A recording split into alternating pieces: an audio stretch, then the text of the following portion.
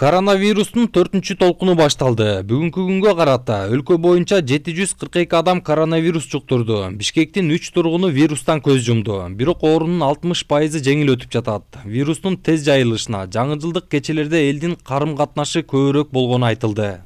Региондордун ичинде оорунун жогорку деңгээли Бишкекте жана Ошто байкалат. Республикалык көрсөткүчтүн тиешелүүлүгүнө жараша 4,2 жана 1,10 эсеге ашты. 13 январга карата тобокелдиктерди баалоо матрицасына ылайык Бишкек шаары кызыл зонасында, ал эми калган баардык аймактар жашыл зонада жайгашкан.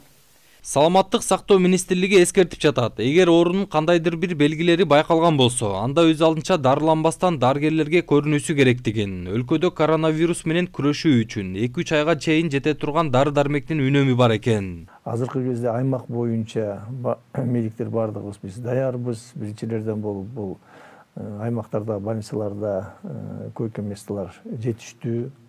Ошондой эле медикаменттер, дары жетиштүү, средства защиты жетиштүү, ошондой эле врачтар да жетиштүү. Бардыгын биз контролдоп атабыз.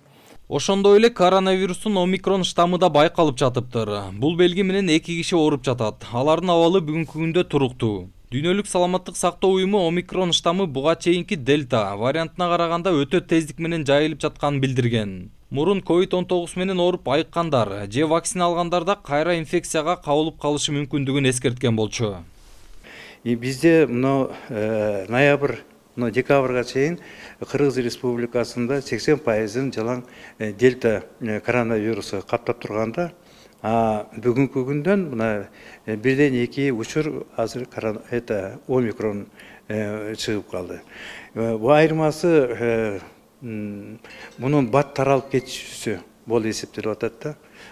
Неге дегенде дельта коронавирусу башка мурунку классикалык Ухань, бразильский жана британский штамдарга караганда 20 эсеге көп таралчу да. А бул дельта коронавируска караганда 7 эсе андан да көп бат таралуусу менен айырмаланат да.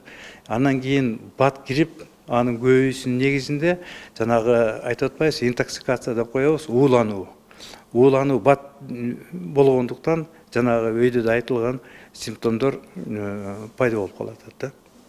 Вируска каршы эмделгендер оорудан оңой айыгары айтылууда. Азыркы тапта өлкөдө вакцинанын 4 түрү сайылууда. Эмдетүү бекер жүргүзүлөт. Бүгүнкү күндө калктын дээрлик 50% эмдетүүдөн өткөн. Эмдөө жөнүндө бул